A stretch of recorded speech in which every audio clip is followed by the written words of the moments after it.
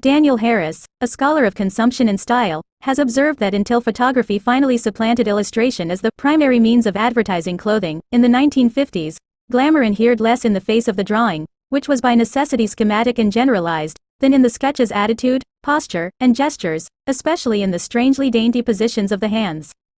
Glamour once resided so emphatically in the stance of the model that the faces in the illustrations cannot really be said to have expressions at all, but angles or tilts. The chin raised upwards in a haughty look. The eyes lowered in an attitude of introspection. The head cocked at an inquisitive or coquettish angle. Or the profile presented in sharp outline, emanating power, the severity like an emperor's bust embossed on a Roman coin.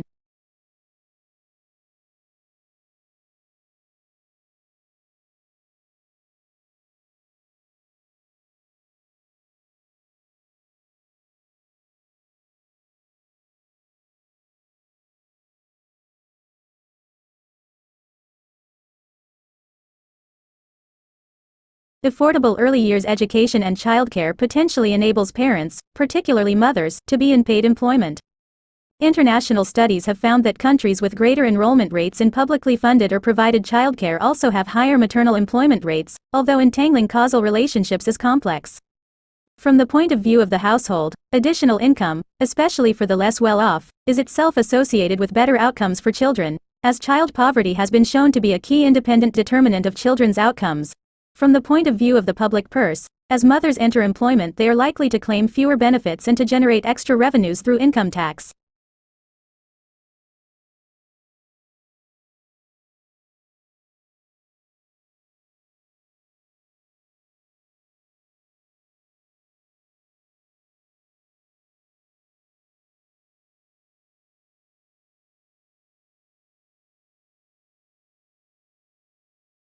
Look at the recent Most Respected Companies survey by the Financial Times.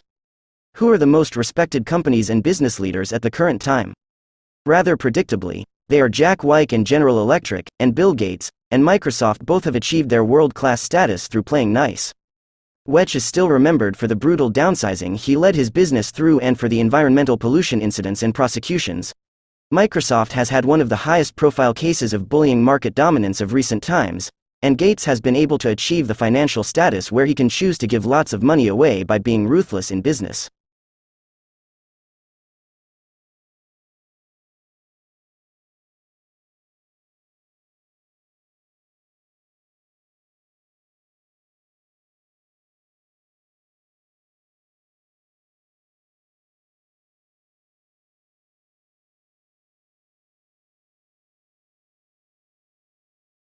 The fall of smallpox began with the realization that survivors of the disease were immune for the rest of their lives.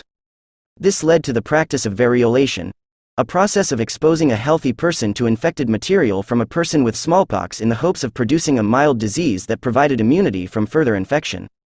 The first written account of variolation describes a Buddhist nun practicing around 1022 to 1063 AD. By the 1700s, this method of variolation was common practice in China, India, and Turkey. In the late 1700s, European physicians used this and other methods of variolation, but reported devastating results in some cases. Overall, 2% to 3% of people who were variolated died of smallpox, but this practice decreased the total number of smallpox fatalities by tenfold.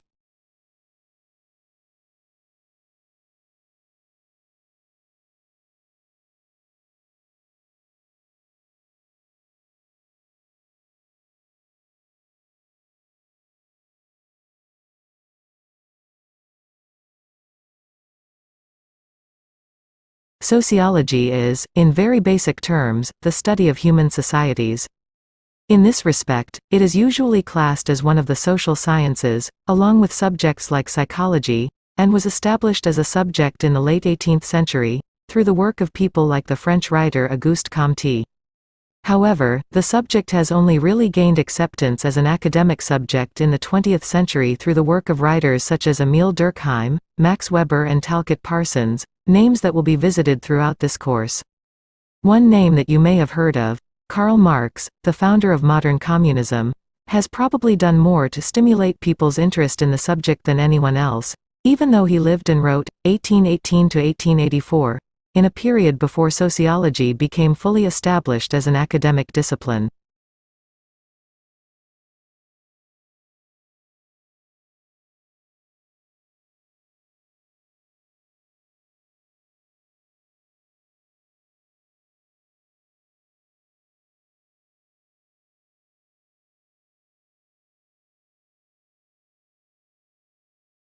The study of objects constitutes a relatively new field of academic enquiry, commonly referred to as material culture studies. Students of material culture seek to understand societies, both past and present, through careful study and observation of the physical or material objects generated by those societies. The source material for study is exceptionally wide, including not just human-made artifacts but also natural objects and even preserved body parts, as you saw in the film, Encountering a Body. Some specialists in the field of material culture have made bold claims for its preeminence. In certain disciplines, it reigns supreme. It plays a critical role in archaeology, for example, especially in circumstances where written evidence is either patchy or non-existent.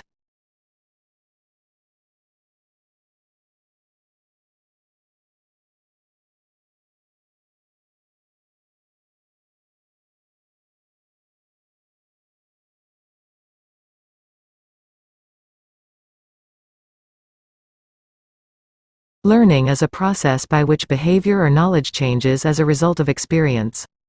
Learning from experience plays a major role in enabling us to do many things that we clearly were not born to do, from the simplest tasks, such as flipping a light switch, to the more complex, such as playing a musical instrument. To many people, the term learning signifies the activities that students do reading, listening, and taking tests in order to acquire new information. This process, which is known as cognitive learning, is just one type of learning, however. Another way that we learn is by associative learning, which is the focus of this module. You probably associate certain holidays with specific sights, sounds, and smells, or foods with specific flavors and textures. We are not the only species with this skill. Even the simplest animals such as the earthworm can learn by association.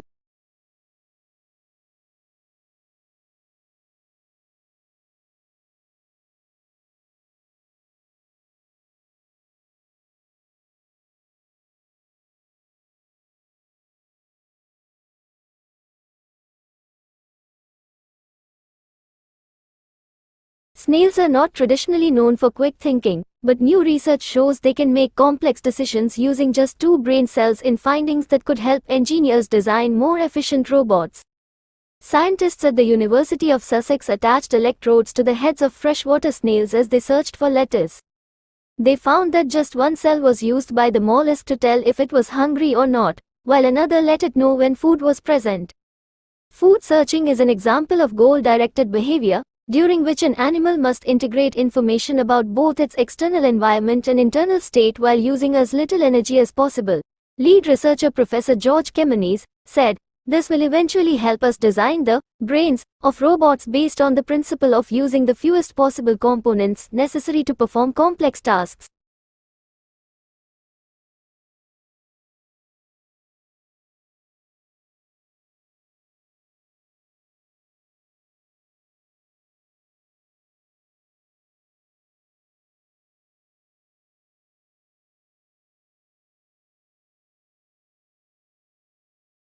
From the earliest civilizations, plants and animals have been portrayed as a means of understanding and recording their potential uses, such as their economic and healing properties. From the first illustrated catalogue of medicinal plants, the Materia Medica by Dioscorides, in the 1st century, through to the late 14th century, the illustration of plants and animals changed very little.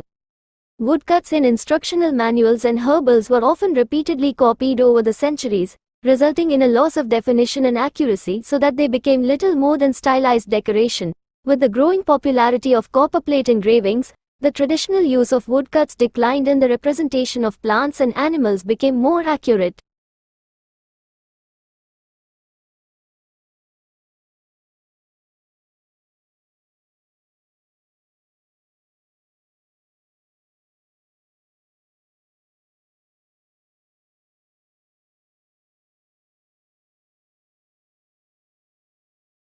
The supply of a thing, in the phrase, supply and demand, is the amount that will be offered for sale at each of a series of prices. The demand is the amount that will be bought at each of a series of prices. The principle that value depends on supply and demand means that in the case of nearly every commodity, more will be bought if the price is lowered, less will be bought if the price is raised. Therefore sellers, if they wish to induce buyers to take more of a commodity than they are already doing, must reduce its price. If they raise its price, they will sell less. If there is a general falling off in demand, due, say, to trade depression, sellers will either have to reduce prices or put less on the market. They will not be able to sell the same amount at the same price. Similarly with supply. At a certain price a certain amount will be offered for sale, at a higher price more will be offered, at a lower price less. If consumers want more, they must offer a higher price. If they want less, they will probably be able to force prices down. That is the first result of a change in demand or supply.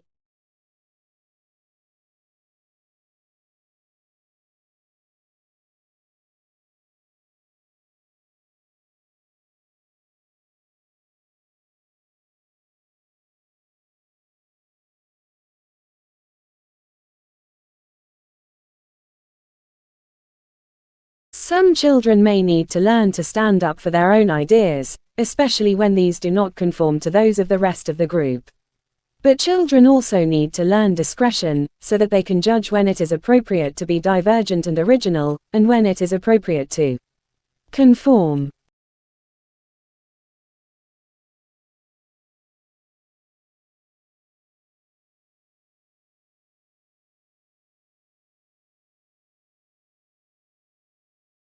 The creative process is fun, it should not be taken too seriously. Creativity may seem like a fun, self-indulgent activity to counteract the more serious work of the classroom.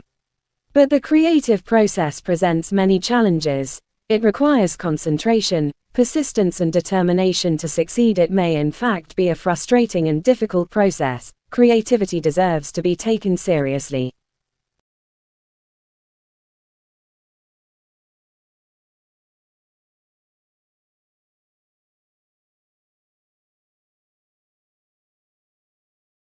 Adults, therefore, can act as supporters and coaches, facilitators and models of creativity for children. But on the other hand, adults also have the potential to stifle opportunities for creativity by being overly didactic or prescriptive. They can limit creativity by discouraging fantasy or by having low expectations about what young children are able to achieve.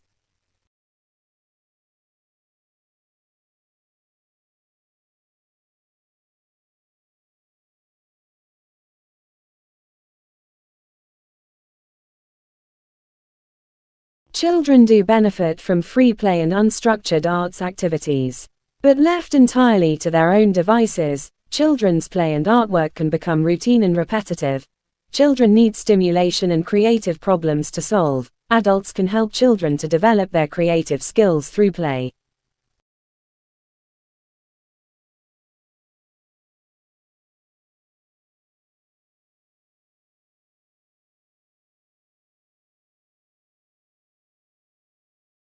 The Arts Council of England asked the NFER to summarise recent research and theory on creativity in early childhood. The work entailed a selective review of research and theory published between 1988 and 2000 and resulted in a briefing paper on the subject.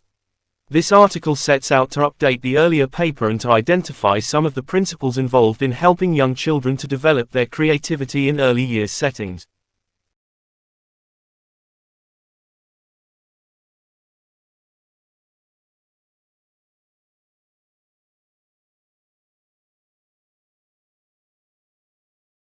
Children find it easy to transfer learning from one domain to another. All the evidence shows that most children find it very difficult to transfer learning from one area to another. Knowledge and skills are so context-specific that children may simply fail to recognize that something they had already learned can be applied to a new situation. Adults can help children to make the connection.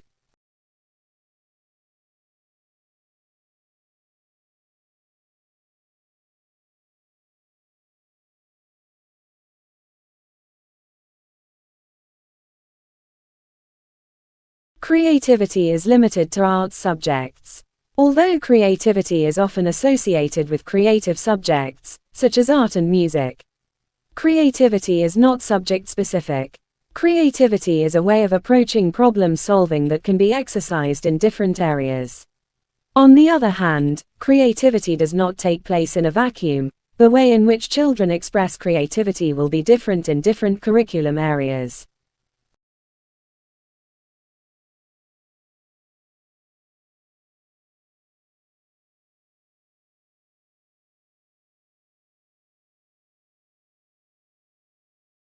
There is a balance to be struck here, because insisting on extensive knowledge and skill development can be stultifying.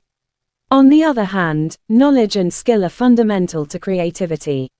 Existing knowledge of the world is a starting point for young children's play.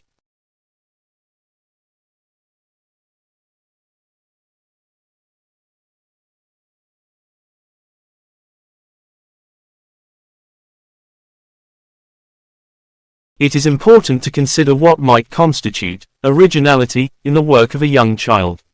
After all, only a child prodigy could be expected to come up with something new and valuable to society. Instead, each child's creative abilities can be related to her personal stage of development.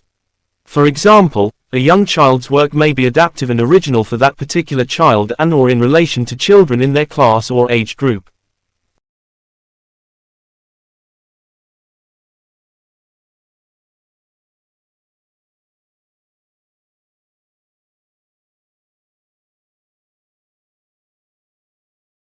While there is a body of research into the impact of artists in school schemes, the role of artists in encouraging young children's creativity has not yet been well researched. In other words, although the involvement of professional artists and creative workers has considerable potential to be helpful, we do not have research evidence to say what kinds of involvement may have the greatest impact on creativity.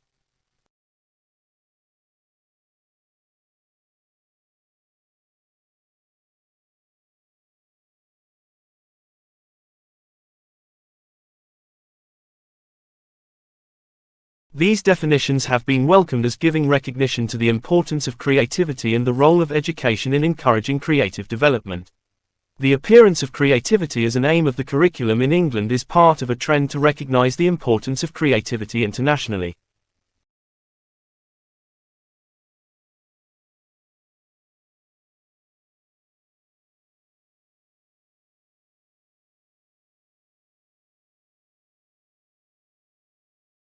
Cultivating a strong feeling of community within the learning environment. In addition, students encountering difficulties pertaining to language acquisition or cultural adjustment can access counseling and support services, which are widely accessible. These services aim to promote the well-being and academic achievement of these students.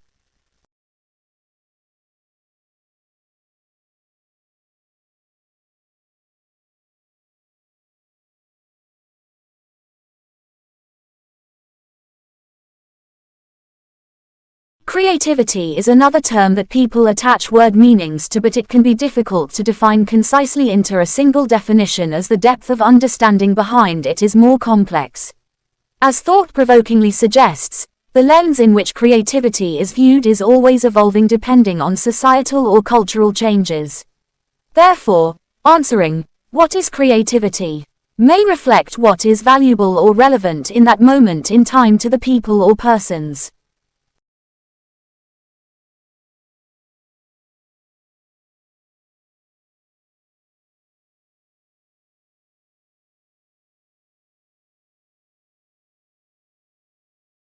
The adoption of this complete mini-bilingual program aims to empower our varied student group. Through the incorporation of critical literacy, cultural comprehension, and language competency, our educational environment fosters a supportive atmosphere in which students can flourish intellectually, linguistically, and culturally.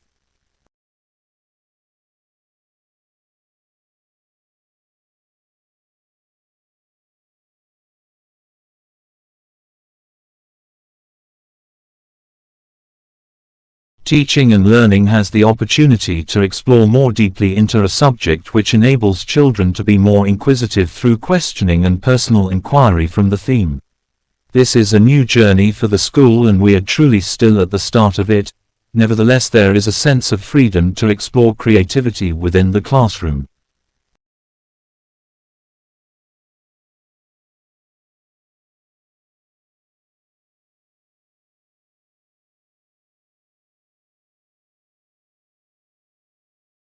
The primary exposures of the children are also ensured to be the same language speaking so that strategic mental growth can be supported. In the case of bilingual language and education, the families have the role of motivating the child for new learning processes. The development of a child's approach towards learning and the development of bilingual education is dependent on the scale to which the parents and the communities are influenced by a language.